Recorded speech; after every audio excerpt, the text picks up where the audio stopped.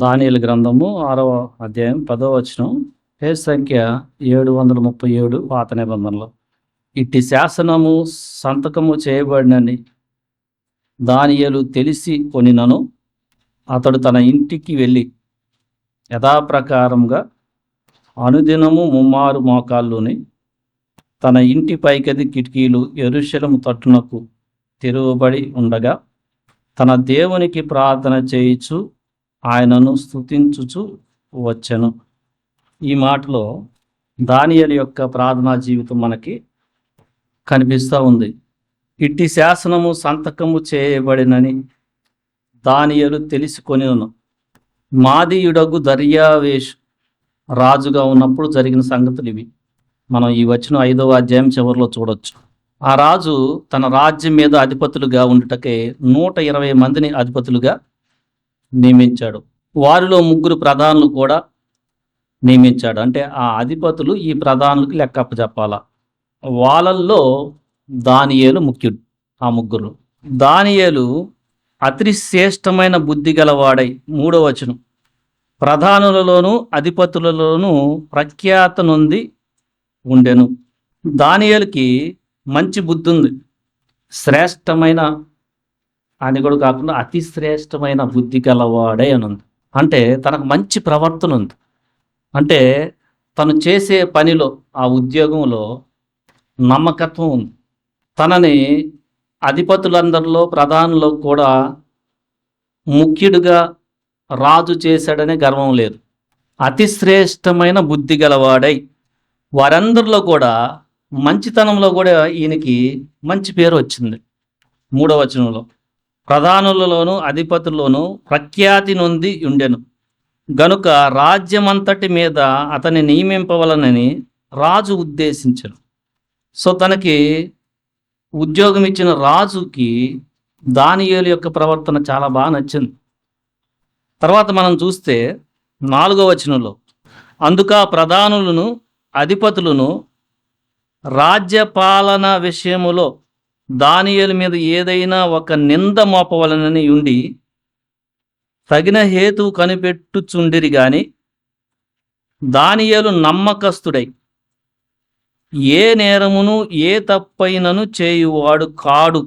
ఇంతవరకు మనం ఆలోచించాల. వాళ్ళకి నచ్చలేదు మిగతా వాళ్ళకి.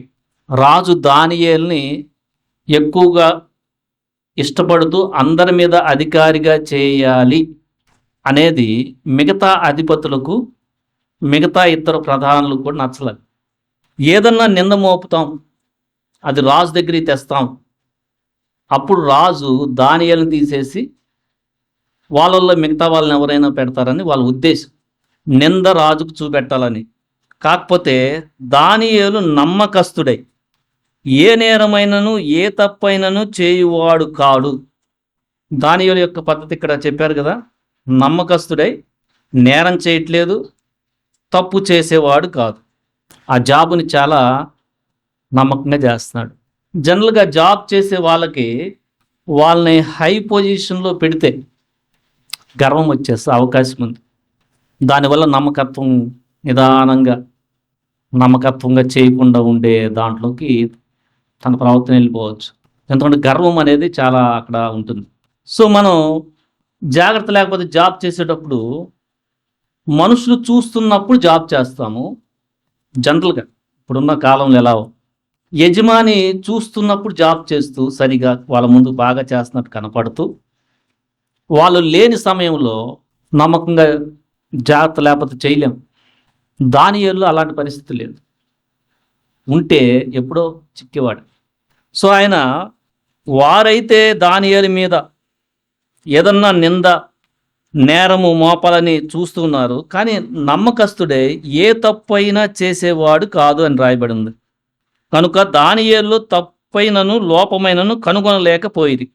5వ విషయంలో అందుక మనుష్యులు అతని దేవుని పద్ధతి విషయమందే గాని మరి ఏ విషయమందును అతనిలో లోపం కనుగొనలేము అనుకున్నారు. ఇక వాళ్ళకి తోచింది ఏంటంటే తన ఉద్యోగరీత్యా తనలో తప్పు పట్టలేము, నమ్మకంగా న్యాయంగా నింద లేకుండా చేస్తున్నాడు. ఇక తన మీద ఎట్లా నేరం మోపాలనంటే, దానియేలు ఎప్పుడు ప్రార్థన చేస్తూ ఉంటాడు. మనం ఒక ప్లాన్ వేస్తాం. ఏందంటే, ఒక నెల రోజులు రాజుకు తప్పితే ఎవరికి కూడా ప్రార్థనైనా మనమైనా ఏ మనిషికి కూడా చేయకూడదనే ఒక చట్టాన్ని రాజు చేతే రాయించుకొని దానియేలుపై నింద మోపుతాము. ఎందుకంటే దానియేలు ఖచ్చితంగా ప్రార్థన చేస్తాడు, ఇంక పట్టుకోవచ్చు అనుకున్నారు. రాజు చేత రాయించారు. రాజుకి అప్పట్లో తెలియలా ఆ రాసేటప్పుడు వీళ్ళకున్న కపటమైన బుద్ధి. దానియేలు పైకి వస్తుంటే చూడలేని తనము రాజుకి అర్థం కాల రాశాడు. ఇక మాదీయుల్లో పారసీకుల్లో రాజు ఒక శాసనం చేస్తే ఆ తర్వాత రాజు కూడా మారుతానికి లేదు. ఇది దానియేలుకు తెలిసింది. ఎవరన్నా చేస్తే సింహం బోన్లో వేసేస్తాం, ఇది తెలిసింది. సో ఇప్పుడు దానియేలుకి దేవుని పైన నమ్మకం చూపెట్టే దాంట్లో టెస్ట్ వచ్చింది. ఆ టెస్ట్ను బట్టి ప్రాణం పోవచ్చు. ఎందుకంటే సింహ బోన్లో వేస్తే వాళ్ళ ఉద్దేశం ఏంటంటే ఇంక బయటికి రాడనే, అవి చంపేస్తాయి అని. దానియేలుకు ఈ పరిస్థితి తెలిసి కూడా మనం ఇప్పుడు చదువుతున్న లేఖనానికి వచ్చాం. 10వ వచనం.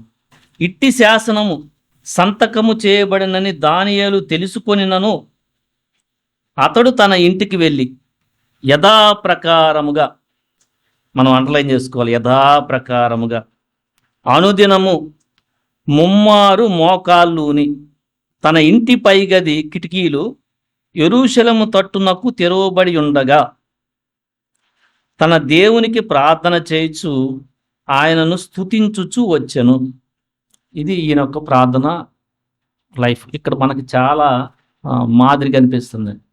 ఒకటి, పరిస్థితులు అన్నీ బాగా ఉన్నా ఆయన 3 సార్లు ప్రార్థన చేస్తాడు విడిగానే. ఎందుకంటే యథాప్రకారంగానే ఉంది, ఆయనకి అలవాటు.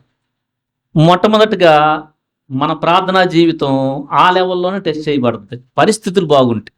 అనుదినము 3 సార్లు ప్రార్థన చేయటం దానియేలుకి అలవాటు. అది తర్వాత ఇప్పుడు ఒక టెస్ట్ జరిగింది. ప్రాణం మీదకు ముప్పు వచ్చింది. అయినా కూడా ఆయన ఇంటికి వెళ్ళి, మనకు ఇంకో మాదిరి కూడా కనిపిస్తుంది, ముమ్మారు మోకాళ్ళుని ప్రార్థన చేయటం. చాలామందికి రక్షణ పొందినా కూడా అలవాటు లేని వాళ్ళు ఉన్నారు. అంటే అనారోగ్యం ఉంటే అది వేరే సంగతి, కానీ అన్నీ బాగా ఉండి శరీరంలో ఆరోగ్యం ఉండి మోకాళ్ళు వంచి ప్రార్థన చేయాలనంటే నెగ్లిజెన్స్ చాలా మందిలో కనిపిస్తుంది. ఇటీవల ఏరియా గురించి కూడా మనం చూసాం. మోకాళ్ళుని మోకాళ్ళ మధ్య పెట్టుకున్నాడంట. సో దానియేలు ఈ విషయం తెలిసినా కానీ అనుదినము, అంటే ఎన్ని రోజుల నుంచి జరుగుతుందో వాళ్ళు ఇంకా పట్టుకోలా, ముమ్మారు మోకాళ్ళుని తన ఇంటి పై గది కిటికీలు యెరూషలేము తట్టును తెరవబడి ఉండగా దేవునికి ప్రార్థన చేస్తున్నాడు, స్తుతిస్తున్నాడు. ఇలాంటి సమయంలో మనకి జనరల్గా చాలా యాంగ్జైటీ ఉంటుంది, స్తుతించడం కష్టంగా ఉంటుంది. అంటే ఒక ప్రార్థన చేయడానికి కూర్చున్న గుర్తు వస్తూ ఉంటుంది, వాళ్ళు ఎప్పుడు వస్తారో ఏంటో అని. దానియేలుకి తెలిసినా కూడా ప్రార్థన చేస్తున్నాడు.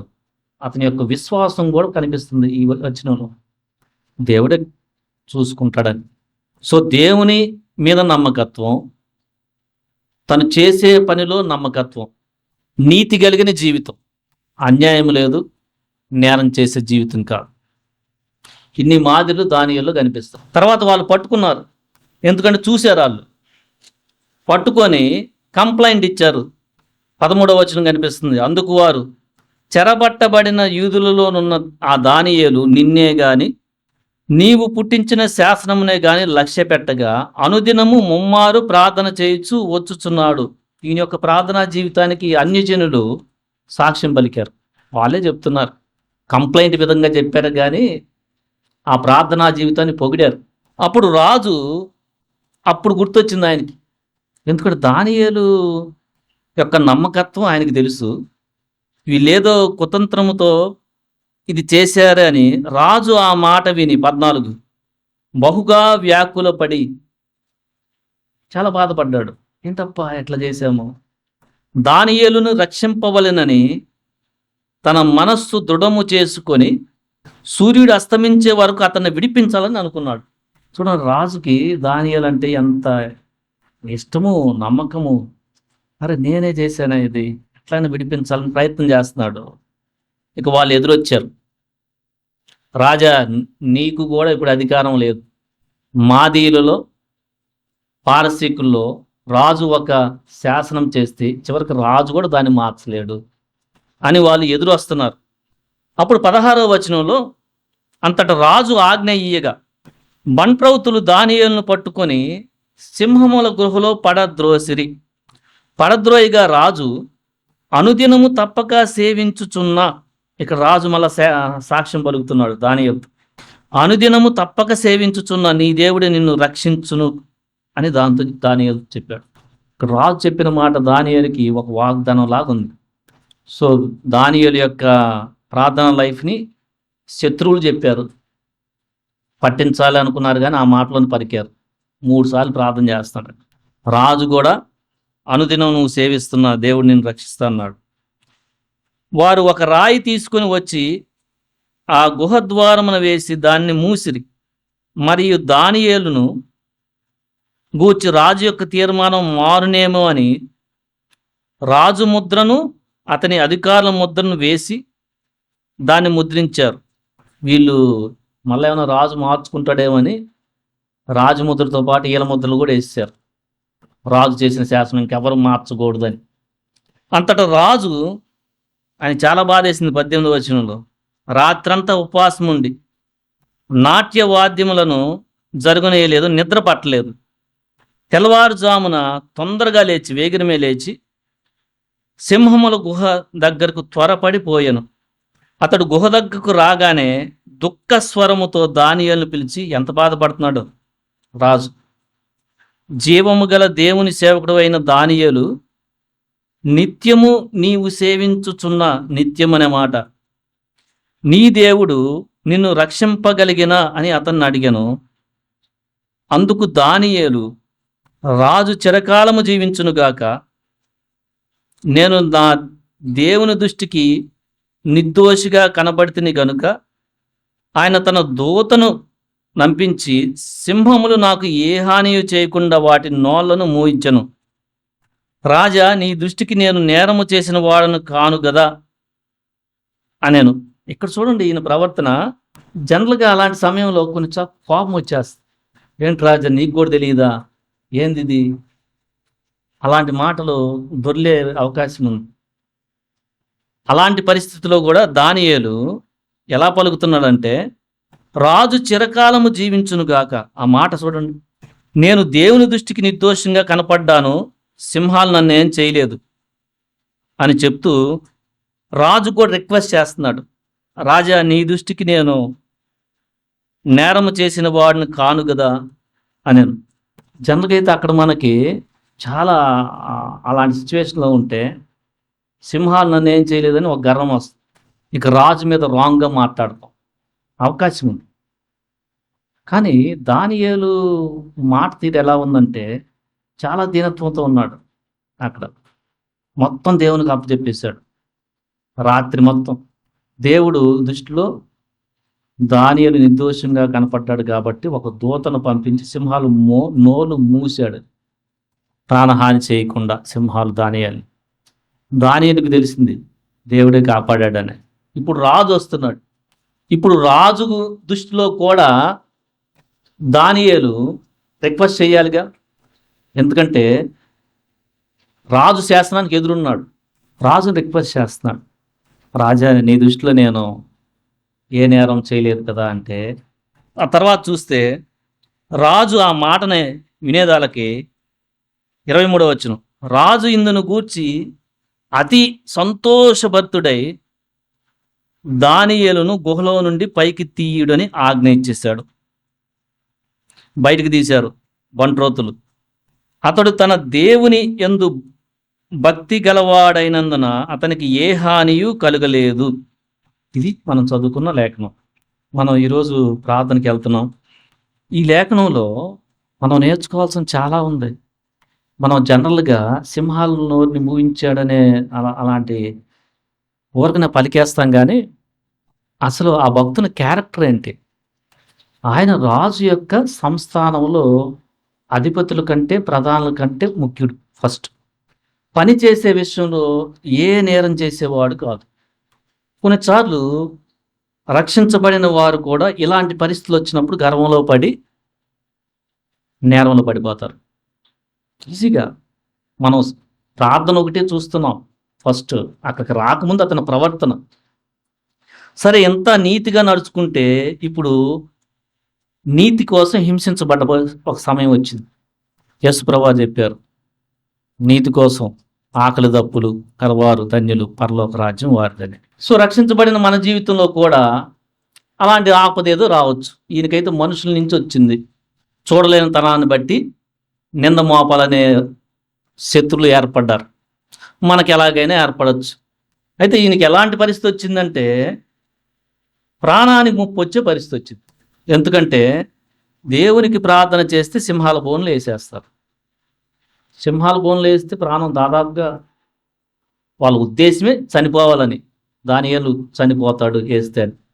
సో అలాంటి పరిస్థితుల్లో ఈయన యొక్క ప్రార్థనా జీవితము మనకి 100% మాదిరిగా కనిపిస్తుంది. ఆయన అనుదినము 3 సార్లు ప్రార్థన చేసేవాడు. అంటే బాగున్నప్పుడు కూడా పరిస్థితులు. మనం జనరల్గా పరిస్థితి బాగుంటే ప్రార్థన చెయ్యం, నమ్మకత్వం ఉండదు మనకు. ఎప్పుడంటే దేవుని స్తుతించడం వచ్చేది, ఆయన సపరేట్గా ఏదో పెద్ద మేలు చేశాడంటే మనకు అప్పుడు అన్నమాట ప్రార్థన చేసి స్తుతించడం. ఆయన జీవితం వేరు, దానియేలు జీవితం. ఆయన ప్రతి విషయంలో కూడా దేవుని యొక్క మంచితనాన్ని చూడగలుగుతున్నాడు, చిన్న చిన్న ఆటలు కూడా. అందుకని ఆయన 3 సార్లు ప్రార్థించుతూ స్తుతించే ఆ భక్తి జీవితంలోకి వెళ్ళాడు. చాలా నేర్చుకోవాలి దాంట్లో. పరిస్థితి బాగున్నప్పుడు, నార్మల్గా ఉన్నప్పుడు. ఇప్పుడు పరిస్థితి బాగలేదు. ఇట్టి శాసనము ఆయనకు తెలిసి కూడా అని రాయబడి ఉంది. అంటే నేను ఇప్పుడు దేవునికి మళ్ళా ప్రార్థన చేస్తే వాళ్ళు రెడీగా ఉన్నారు, పట్టుకుంటారు. అయినా కానీ దేవుని మీద ఆధారపడ్డాడు. విశ్వాసం కనిపిస్తుంది, చాలా విశ్వాసం. చనిపోతానన్న ప్రార్థన చేయటం అంటే తన యొక్క ప్రార్థనా జీవితం కనిపిస్తుంది. దేవునికి సంపూర్ణంగా తన పరిస్థితిని అప్పచెప్పుకోవడం కనిపిస్తుంది. యథాప్రకారంగా రాయబడినాడు.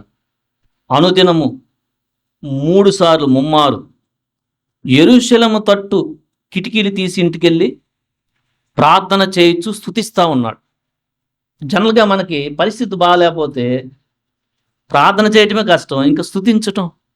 మనం ఎప్పుడు జనరల్గా స్తుతిస్తామంటే దేవుడు మేలు చేస్తే మనం స్తుతిస్తాం. అది కూడా కొంచెం మర్చిపోతాం. ఆ మేలు కూడా పక్కన పెట్టేసి హడావుడి, మనుషుల యొక్క మెప్పు చెప్పుకోవాలా, ఇది చేశాడు, ఈ గర్వం ఎక్కువ మనకి. మేలు చేసినప్పుడు అప్పుడే స్తుతించడం కష్టం. కొంతమంది వాళ్ళ కుటుంబంలో మేలు చేసినా కూడా గర్వాన్ని బట్టి అతిశిస్తారు, కానీ దేవుని స్తుతించిన వారు కూడా ఉంటారు. కానీ ఇప్పుడు పరిస్థితి గడ్డుగా ఉంది. మనకైతే జనరల్గా స్తుతిస్తానికి కూడా కాన్సన్ట్రేషన్ తప్పదు. ఎట్లా ఏంది పరిస్థితి. అలాంటి పరిస్థితిలో కూడా ఆయన 3 సార్లు ప్రార్థన చేస్తూ అడుగుండొచ్చు, ప్రభువా ఇది నీ చిత్తమైతే నన్ను సింహాల యొక్క ఆ గృహంలో పడేస్తే నన్ను రక్షించు అని దీనుడై ప్రార్థన చేసుకుంటున్నాడు అనుకోవచ్చు. మా పట్టుబడ్డాడు. ఇప్పుడు ప్రార్థన చేసిన తర్వాత మనకి జరగలేదు అనుకో, జనరల్గా తప్పించు ప్రభువా, మనం చేసే ప్రార్థన అలా ఉంటుంది కదా. అంటే వాళ్ళు పట్టుకోకూడదు ప్రభువా, తప్పించు ప్రభువా. పట్టేసుకున్నారనుకో, మన విశ్వాసం ఎంత సనుకుడో. వచ్చే అవకాశం ఉంది. దానియేలు సనుక్కున్నట్టే రాయబడలా. అప్పుడు కూడా విశ్వాసంతో అప్పచెప్పుకున్నాడు. ఇంకా అవకాశం ఉంది, తప్పించే అవకాశం ఉంది. మనకు అక్కడే టెన్షన్ వచ్చేస్తుంది. వెళ్ళాడు. ఇంకా నేను అనుకుంటున్నాను సింహాల గృహలో కూడా చక్కగా ప్రార్థన చేసుకుంటున్నాడు. ఈజీగా ఊహించవచ్చు. దేవుడు తప్పించాడు.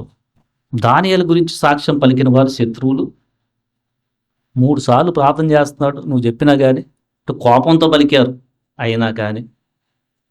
రాజు అనుదినము నువ్వు సేవించుచున్నా.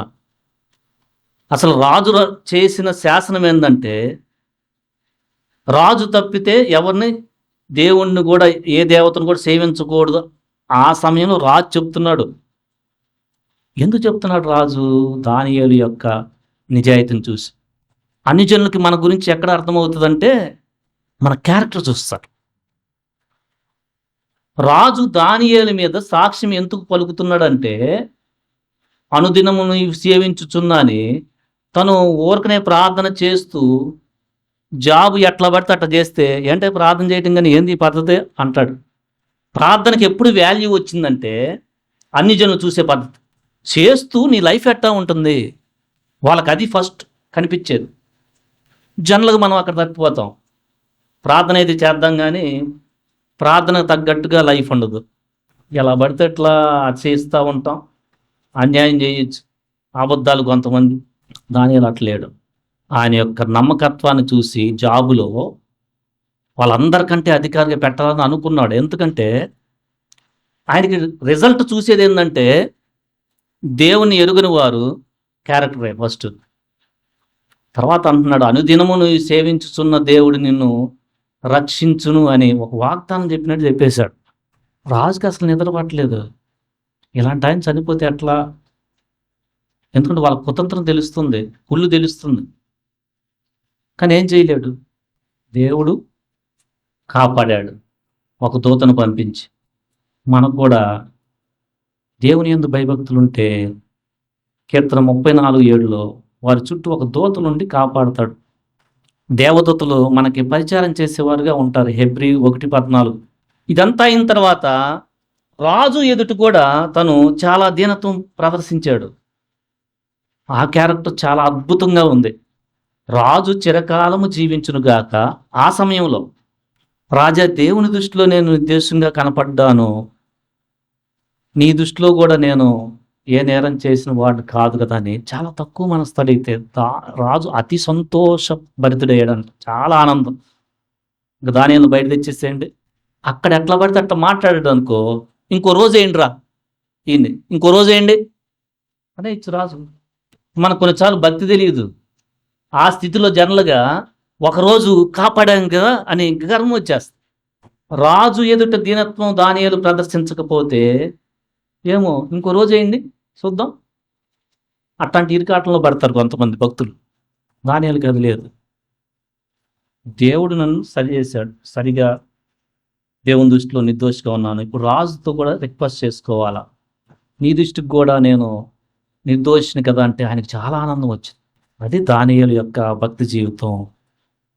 దేవుని యందు భయభక్తులు గలవాడి అవటం వలన దేవుడు తప్పించాడని రాజు పలుకుతున్నాడు. ఎవరైతే దానియేలుని నేరం మోపి ఆయన సింహాలు గృహంలో వేయాలనుకున్నారో తర్వాత రాజు వాళ్ళని వేయించాడు. వాళ్ళని సింహాలు తినేసి నేను రాయబడింది. సో మనం ఈరోజు ఒకసారి జ్ఞాపకం చేసుకుందాం. రక్షించబడిన తర్వాత మన ప్రార్థనా జీవితము క్యారెక్టర్ ఎలా ఉంది? దానియేలు మనకు 100% మాదిరిగా ఉన్నాడు. 100. మనం ప్రార్థనా జీవితము మన యొక్క క్యారెక్టర్ని కడుతుందా? ఏం ప్రార్థన చేసుకుంటున్నాం? మనం ప్రార్థన చేసేటప్పుడు ఏం చేసుకుంటాం? దానియేలు అయితే నేను ఈరోజు నా పనిలో నమ్మకత్వంగా చెయ్యాలా, నేను ఈరోజు స్కూల్కి వెళ్ళేటప్పుడు అన్ని జనుల మధ్య నా ప్రవర్తన జాగ్రత్తగా ఉండాలి అని చేసుకుంటేనే అప్పుడు నీకు స్పిరిట్ గుర్తు చేస్తా, ప్రవచిస్తాడు దేవుడు, గుర్తు చేస్తాడు. రోజు ప్రార్థన చేసుకున్నాను కదా, జాగ్రత్తగా ఉండాలి. ఎందుకంటే కోపం రేపేవాళ్ళు, పాపంలోకి నిన్ను ప్రేరేపించేవాళ్ళు అక్కడ వస్తూ ఉంటారు. మన ప్రార్థన అలా ఉన్నప్పుడే ఆ స్థితిలో మనం మెలకుగా ఉండి దేవుని సహాయం వల్ల జయించగలుగుతాం. అలాంటి ప్రార్థన అసలు ఉందా మనకి? ఏ పాపంలో పడకుండా.